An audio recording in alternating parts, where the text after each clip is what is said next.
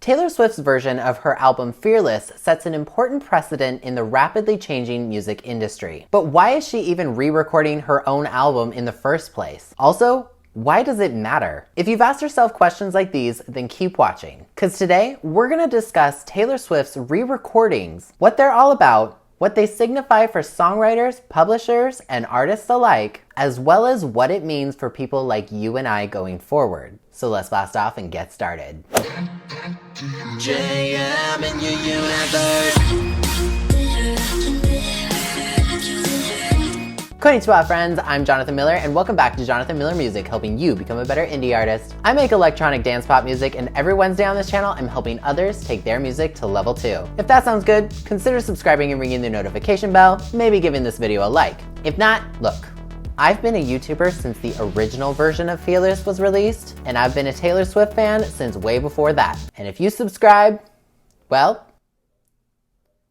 then you will have subscribed. I don't know where I was going with that. Subscribe!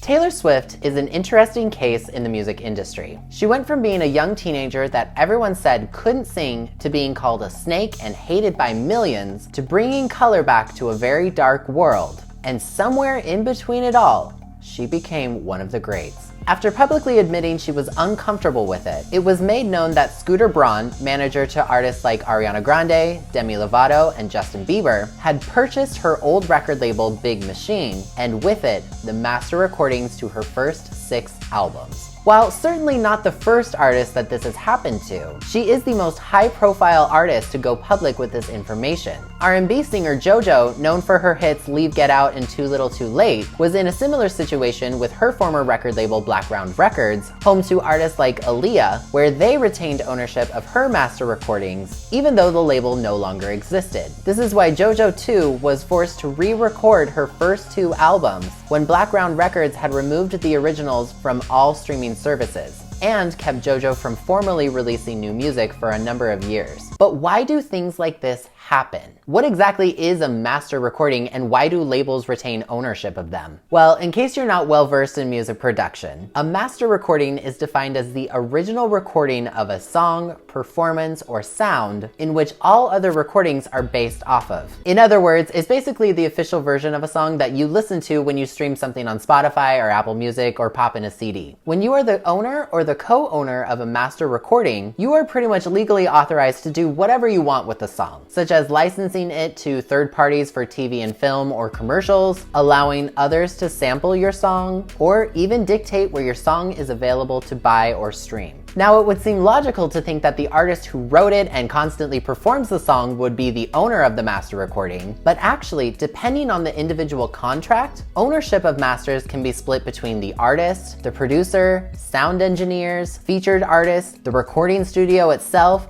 the record label, or some combination thereof. In the case of Taylor Swift and many artists like her, her former record label Big Machine owned the rights to her master recordings. Well, why would this happen? Well, it's really important to note that Big Machine, once upon a time, way back in 2005, was a small, independent record label, which means that although they had a distribution deal with Universal Music Group, they were still indie. Indie labels lack sufficient funds and industry pull, so artists that are signed to them are still technically independent artists, even though the label tries to support their acts with limited funding and resources, which often confuses a lot of people. Indie labels are small, so when Taylor Swift signed with them, expectations were low. No one knew what would happen. That being said, even though she has now since signed with a major label, it's safe to say that Taylor Swift is one of the most successful independent artists in the world, something that often gets overlooked in most conversations. But her start as an independent artist is the foundation of everything she has done since then,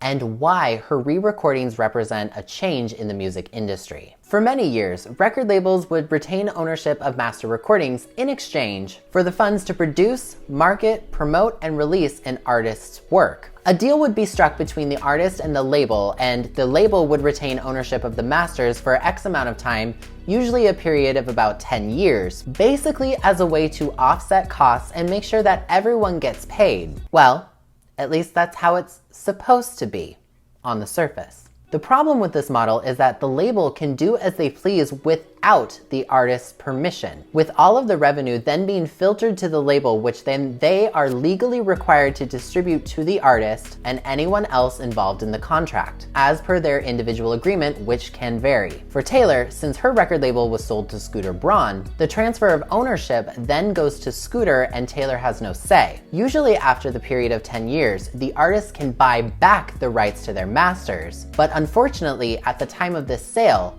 that opportunity was not afforded to Taylor. This is very common in the music industry.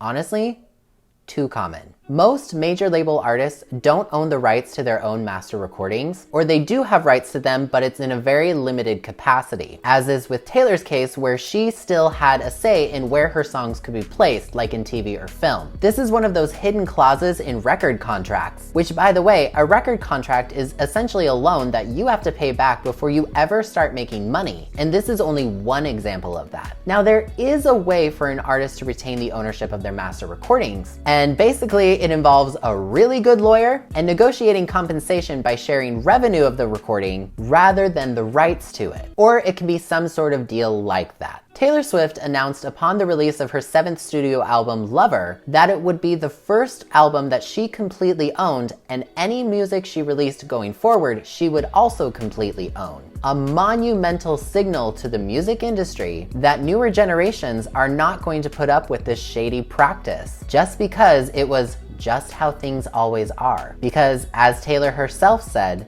artists and songwriters should own their work. Taylor Swift has a long history of secretly defending artists' and songwriters' rights that many people don't even know about, because oftentimes her causes kind of fly under the radar. For example, did you know that your paycheck from Apple Music is actually bigger because of Taylor Swift? In 2015, as streaming really began to rise in popularity, Apple Music announced that it wasn't going to pay songwriters for music streamed by a user during that user's 3-month free trial period. Taylor, in response, withheld her massively successful album 1989 from the platform in protest. Being one of the most popular albums at the time, this meant bad news for Apple Music. So because of her and the outcry of other indie artists, Apple Music reversed their decision. And now songwriters get paid during that free 3-month trial period. More recently, as part of her new deal with Universal Music Group, she included a provision in her contract that UMG must pay a portion of its share earnings in Spotify, in which they currently own stock in, to all UMG artists, including Taylor herself, which, by the way, is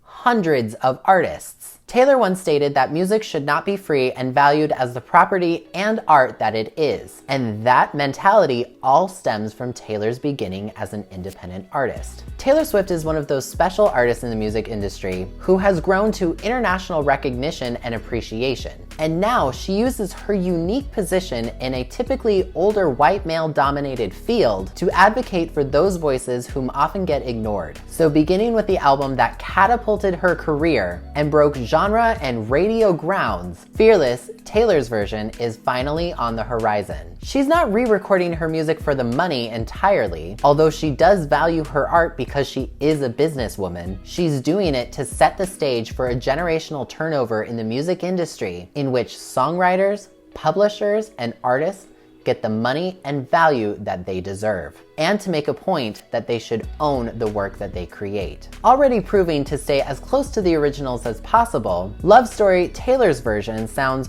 mature yet beautifully familiar, giving hope for the music that's about to come from her all over again. Also, Taylor Swift understands marketing better than your average person, and she knows that if you're going to ask your fans to buy your album again, you need to add value to it and give them even more of an incentive to support you. Basically, if she's gonna get her ownership of these songs, she's gonna push herself and do a little bit more for her fans. So, proving a point about ownership and her freedom in modern times, she's dipped into the vault, adding 6 unreleased songs and bonus tracks from various incarnations of Fearless, bringing the total track length up to 27 songs, as well as some more bonus goodies which fans eagerly are waiting to gobble up. The music industry is changing. It's changing faster than ever as it navigates a generational divide between white men in power and a diverse group of young people who are turning the tide on shady business practices that no one is settling for anymore. When Taylor releases something,